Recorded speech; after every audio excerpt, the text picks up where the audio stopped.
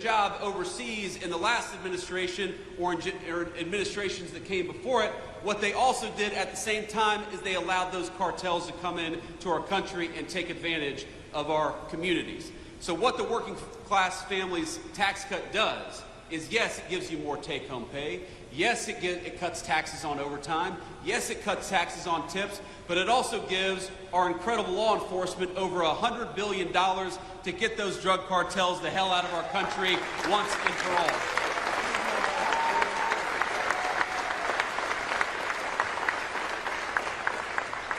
It's very simple.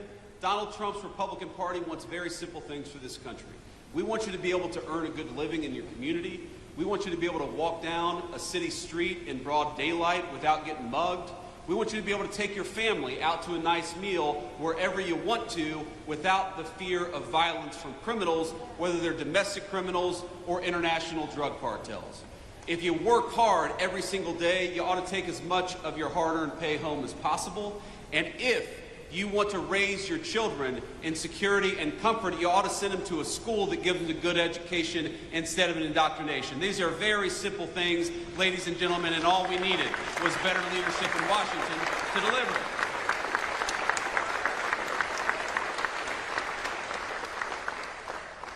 Now, Representative Van Orden will tell you this, but if you didn't know, that it turned out that we didn't get a single Democrat vote for cutting taxes on tips, cutting taxes on overtime, or increasing the child tax credit. Not a single Democrat in the House or the Senate could actually deign to vote for giving you more of your hard-earned money. And we got to ask ourselves why that is. Because as much as I am proud of what we've accomplished, it would honestly be a little bit easier, wouldn't it, Derek, if the Democrats actually worked with us instead of fighting us every single step of the way. And you're going to see this, we're a little early for campaign season, but in a couple months or maybe about a year, you're going to start seeing television advertisements. And you're going to start seeing Democrats lying about what's in these working families tax cuts. And I'm going to tell you exactly what they're going to say. They're going to tell you that this bill, which gives you more of your hard-earned money, that they opposed it, not because they want to raise your taxes, and they do, but because they're worried about your health care. They are so worried about your health care, in fact, that they want to give more and more of your health care to illegal immigrants. And that's exactly why they voted against this bill. I know we have this beautiful high school class back there. And I'll give you, just from a vice president to the high school seniors, I'll give you guys just a little bit of relationship advice from a man who's been happily married for 11 years. Find yourself somebody who loves you as much as national Democrats love giving health care benefits to illegal aliens. That's my advice for you. Because it is, as far as I can tell, as far as I can tell, the reason why the National Democratic Party exists. Do you know that this bill makes tens of billions of dollars in investments in our rural health care infrastructure, which was falling apart under the last administration? This legislation guarantees that hardworking Americans are going to have access to their Social Security, Medicare, and Medicaid benefits. But what this bill refuses to do, and what Republicans absolutely refuse to do, is to give your hard-earned benefits to people who don't have the legal right to be in this country to begin with. It is very simple.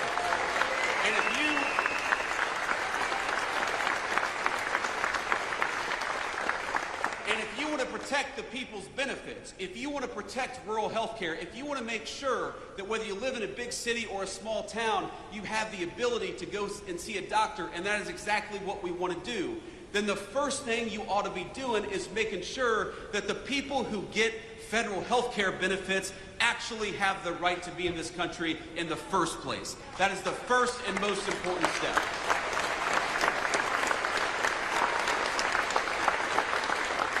And that's what this legislation did. So don't believe the lies and don't believe the attacks. What we are doing with this legislation is giving you a tax cut and trying to rebuild the healthcare infrastructure of this country that got decimated under Joe Biden's leadership. But what we are also doing, in order to preserve the benefits that you paid into for your entire lives, is making sure those benefits only go to our fellow American citizens and not to people who ought to go back to their home country because they're here in this country illegally. It's very simple. And think about this. Think about the math, ladies and gentlemen. You cannot have these health care benefits if you allow tens of millions of people into this country who have no legal right to be here and give them those benefits.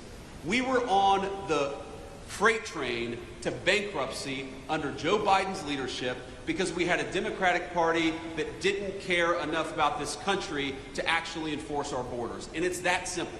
And so when I see the Democrats, I got to be honest with you, it makes me a little bit angry. When I see Democrats fighting against cutting your taxes and saying it's about health care, it's not about health care for you, it's about health care for illegal aliens. And we happen to believe in a different principle. You ought to keep more of your hard-earned money. That if you work overtime, you ought to be rewarded for it. And that when you pay into the federal system, you receive those benefits and not anybody who didn't pay into them to begin with. So,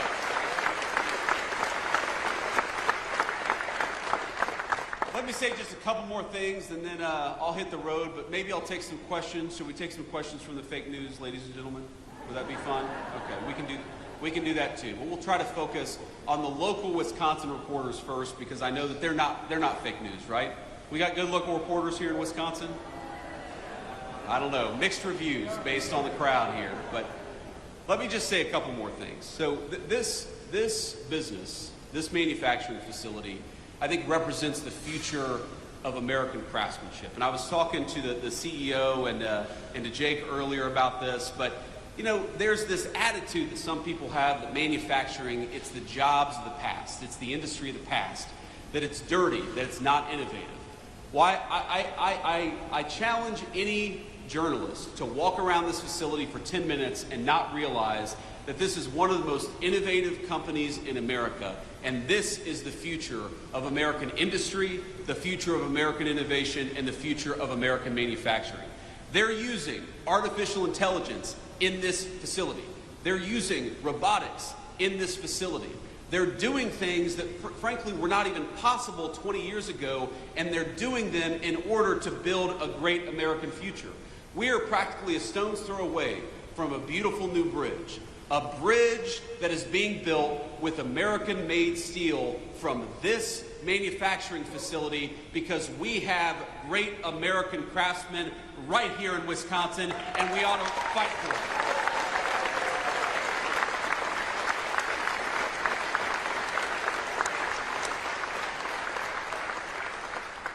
And I know the people out in the crowd, the people standing behind me, there are stories of proud work being done every single day. There are stories of a good wage being earned that allows these folks to support their families.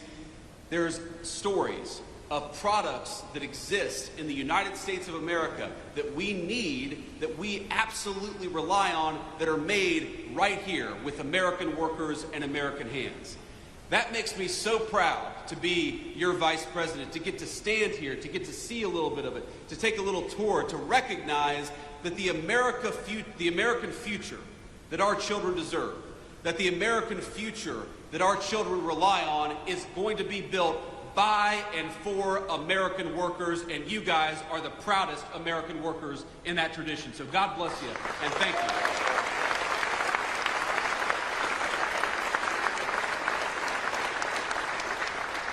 And these guys, they're proud of what they do. They're doing something amazing. They're doing something that can't be done almost anywhere else in the world. They're earning a good wage in the process.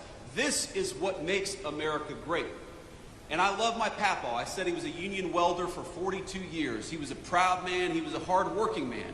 But my papaw, before he died, he used to tell me that, you know, he didn't know that American manufacturing was going to be as strong in the future as it was in his time. And again, I love my papaw, but I think that's the wrong attitude. American manufacturing must be as strong in the future, or America's future will not exist without it. Do you think that our kids are going to have a future if we rely on foreign countries to make everything that we need? Do you think we're going to have a future if the pharmaceuticals that we put into the bodies of our children are made by a foreign adversary? Do you think we have a future if we can't even drive over a bridge without asking permission from some foreign country? That is no way to build a future. The way to build a future is with American workers, and I'm proud that in Wisconsin that's exactly what we're doing. So God bless you all.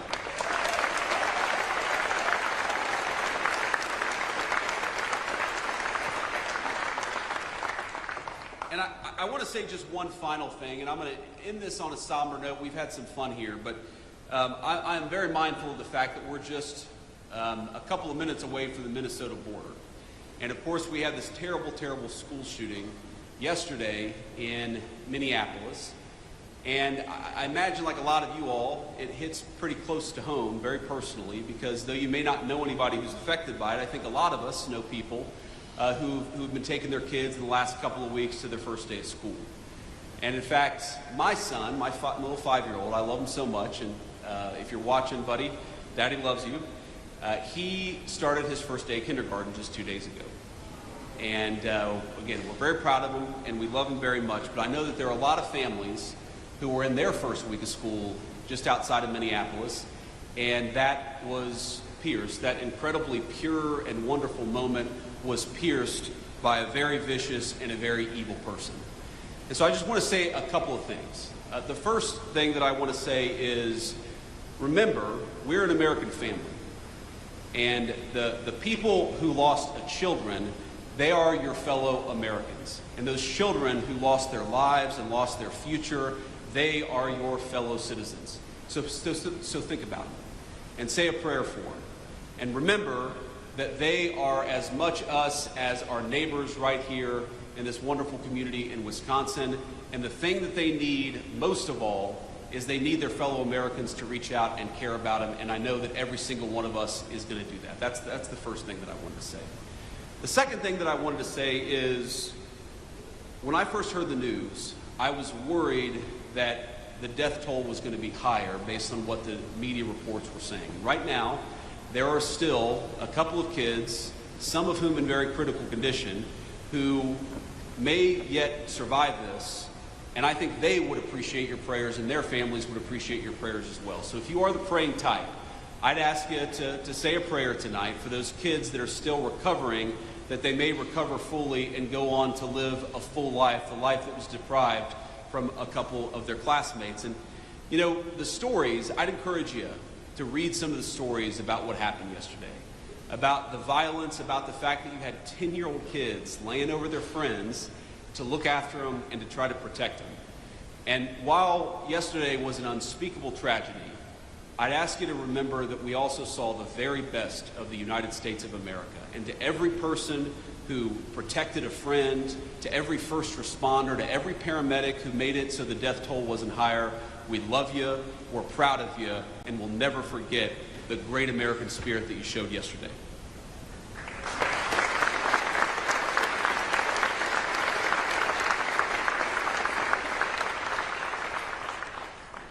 And on that note, there's going to be time for politics, and there's going to be a time to figure out how to prevent this stuff from happening, how to make these shootings less common in our country. And I'm not going to speak about that now, but I would encourage you, the First Lady, Melania, who really has a very big heart for children, obviously as a mother herself, she put out a statement earlier today that I think is really worth taking a look at, because this happens too much in our country.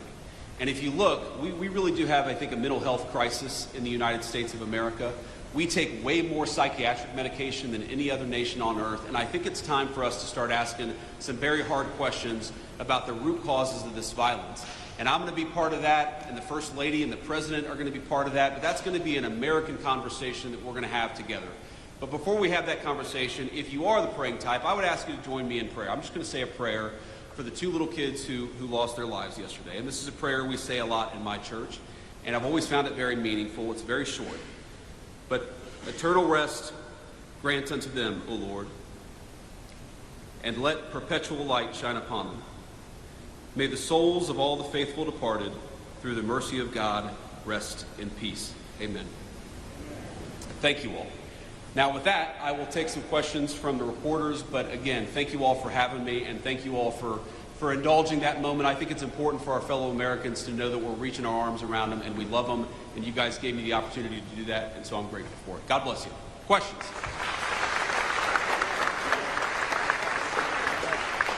Caden Perry, La Crosse Tribune, local reporter. I'm curious, a lot of investments in the steel industry in this nation, especially the signing of the Nippon and U.S. Steel merger in Pennsylvania, a lot of those investments seem to be going to the Rust Belt and major corporations there. Can you point to something in your policy that will help small businesses like this and others that are maybe outside of the conventional areas for the Rust Belt? Yeah, so first of all, by ensuring that facilities like this have access to great American-made steel, we make sure they're never going to get cut off.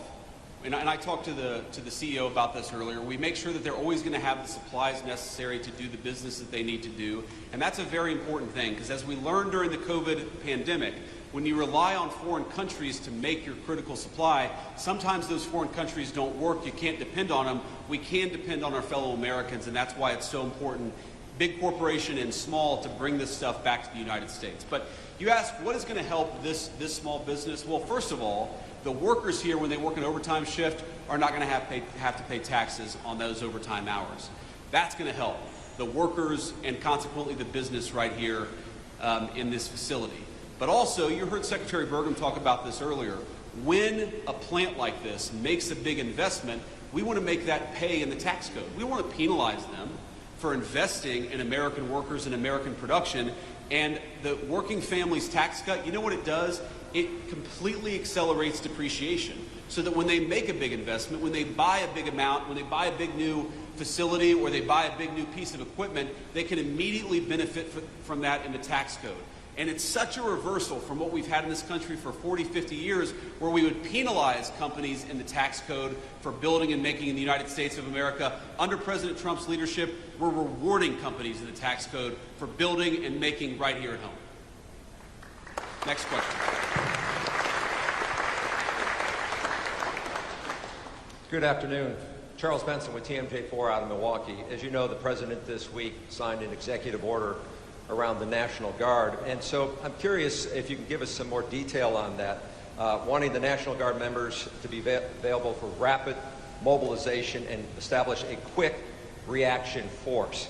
My question would be, would that quick reaction force be deployed to help with day-to-day police work, and would a governor, like the governor of Wisconsin, have the option to say no to any deployment nationwide?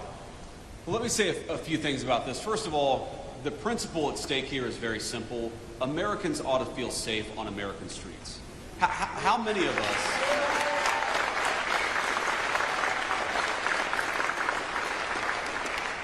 How many of us have crossed to the other side of the street because there's a person on the street corner yelling and screaming at our kids or at our family? How many people have felt scared to walk down the street of an American neighborhood in daylight or at night because those streets are considered no-go zones?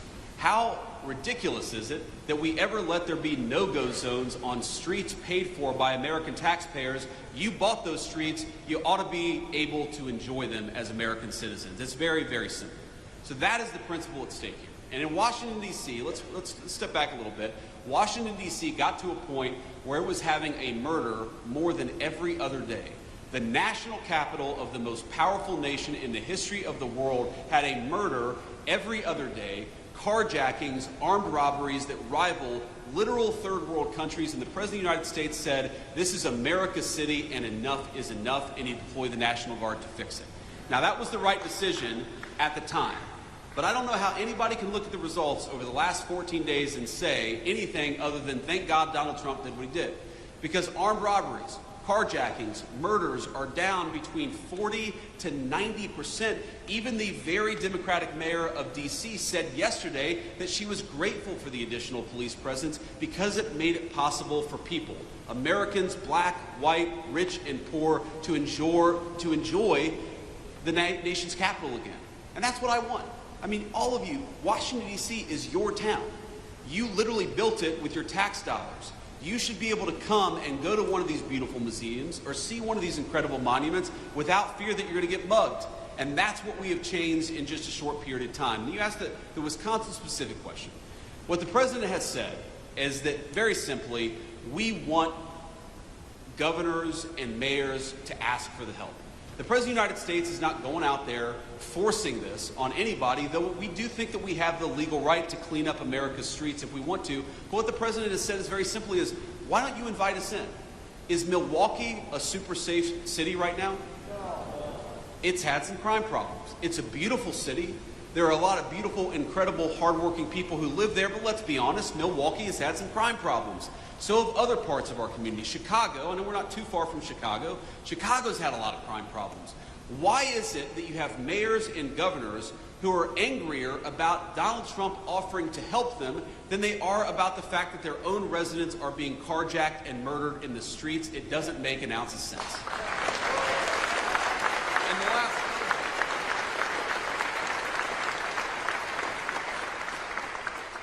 And the last point that I'll make about this, sir, is, I'm going to violate the advice I gave to the President of the United States yesterday, because we were having lunch yesterday and the President said, JD, I don't know how I did it.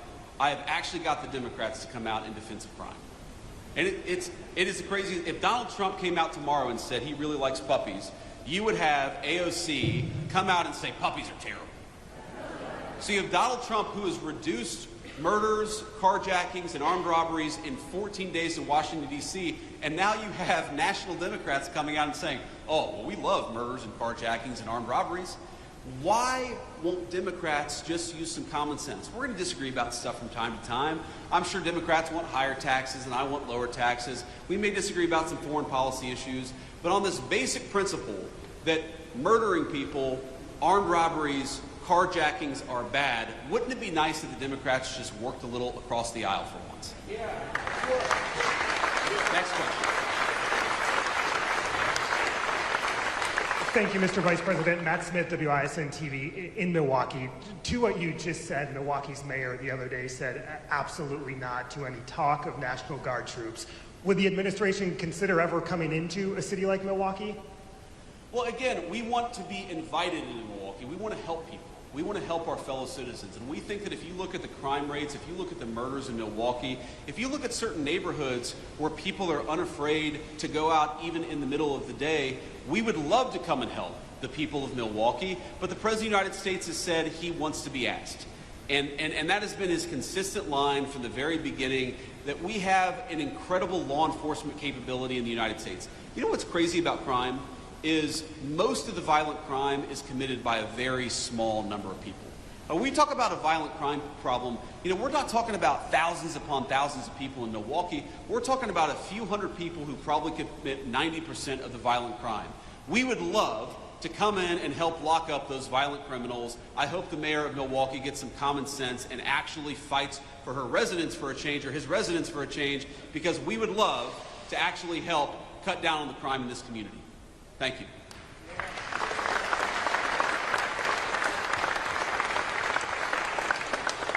Good afternoon, Anthony DeBruzzi, Spectrum News, Wisconsin. Sticking with Milwaukee, but a little different. Yesterday, Governor Tony Evers requested a disaster declaration from President Trump after the historic flooding that we've seen in the Milwaukee area. So can Wisconsinites count on the administration for financial help through this? Yeah, so obviously, look, we want to help people, we want to help our fellow citizens, and I know that Wisconsin has suffered some serious problems. I have not talked to the President of the United States. I'm not even sure that he's aware yet that the governor has issued that disaster declaration, but I will take that back to Washington, D.C. and make sure we respond to it promptly. Thank you, sir.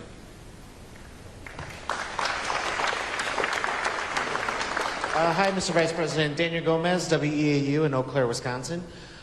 So I see that you've been touring around the country, visiting congressional battleground districts. No different here, Wisconsin's third. You're here also garnering up some support for Derek Van Orden. So my question here is, can we expect you again next year when we actually get to the midterm elections? And will you also address other issues in Wisconsin's third district, which include agriculture, childcare, healthcare, and all these other things that impact rural, hardworking, working class Wisconsinites here? Of course. Well, do you all want to have me back next year? Is that okay?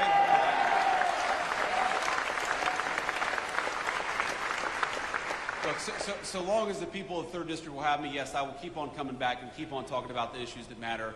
You asked about agriculture, I think rural health care, and also child care. Look, if you look at the working families tax cut, there's a lot there for agriculture. There's a lot. For example, if you buy a new tractor, you buy a new piece of farm equipment, Wouldn't it be nice if you were rewarded in the tax code instead of penalized in the tax code? Well, now, thanks to the working families tax cut, you are going to be rewarded, which is why the farmers were really big and supportive and behind the legislation. We had such great support from our farming community in Wisconsin and all over the country for this legislation, I think in part because it does a lot for our farmers.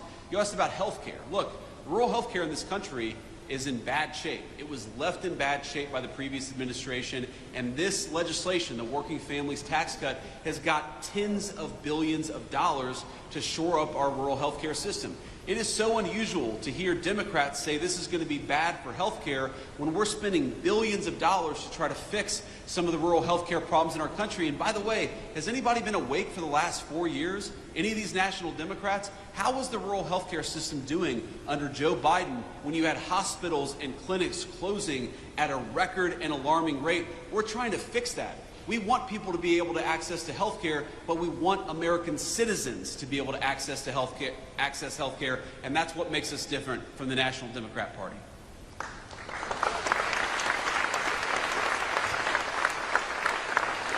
And I'll take maybe a couple more questions, then we're going to hit the road. Hi, thank you so much for taking questions from us. My name is Laura Schulte. I'm a reporter with the Milwaukee Journal-Sentinel. You've talked a little bit, about the disaster declaration, but I'm wondering, how long will Milwaukee have to wait for a disaster declaration from President Trump? Well, if I understood the question correctly, and this is the first time that I'm hearing about it, we got the request from the governor yesterday. Is that right? Okay, so I mean, it's very possible that request has not even made it to the president's desk. I mean, these things sometimes take more than 12 hours before they get to the president's desk. So what I can promise you is now that I'm aware of it, we're going to take a look at it. We're going to make sure that it gets the review that it requires. And look, we love Wisconsin. We love all of our American citizens. People are struggling. We recognize that, and we want to figure out ways to help them. Thank you.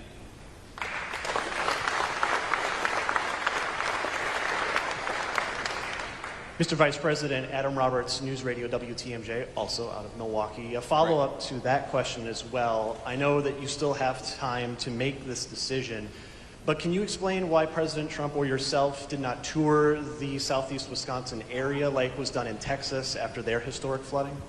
Yeah, I can give you a very simple answer to that question is, if you remember the Texas flooding, the president did not show up until he felt like he could provide comfort and aid to some of the grieving families, but not actually be a huge distraction for law enforcement. I mean, look, it is a reality of the world that when the president or the vice president of the United States show up, there are a lot of Secret Service, there's a lot of local law enforcement. And I remember explicitly being in the Oval Office talking with the president about this. He said, I really want to go to Texas, and I really want to visit with these grieving families, but we can't do it until the local law enforcement says we can support this without affecting the recovery and other efforts. So we would love to visit, we would love to talk to people, but some of this depends on we talk with local law enforcement, and we don't just want to show up for a photo op, we want to show up and actually help, and that's what the President of the United States is focused on.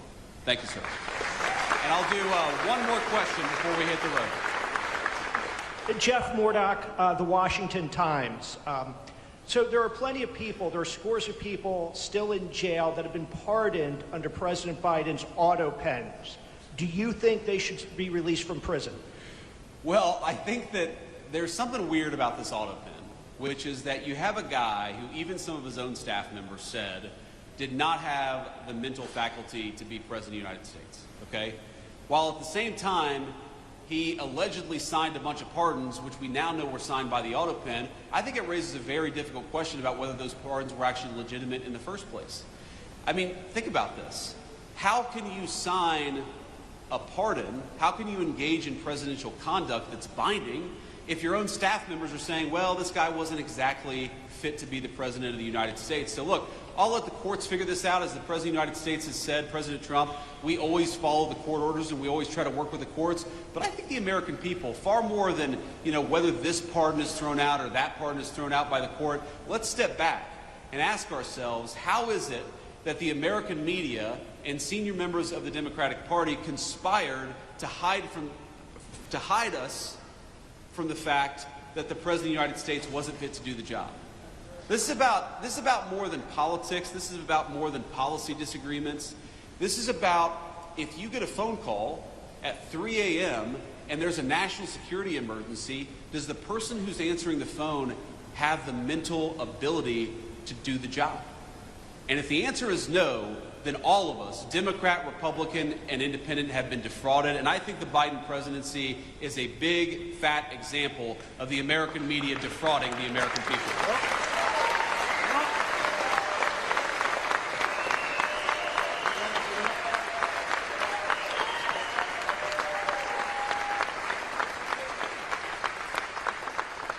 So on that note, I just want to thank you all again for having us, and just remember, we are every single day in Washington, D.C., we are fighting for you. We're fighting for your jobs, we're fighting for your wages, we're fighting for low taxes for you and your families, we're fighting for rural health care. We believe that the most important thing the President of the United States can do is put the interests of Americans first. That is what we have done for 7 months, and we'll keep on doing it for the next 3.5 years. God bless you all. Thank you for having me.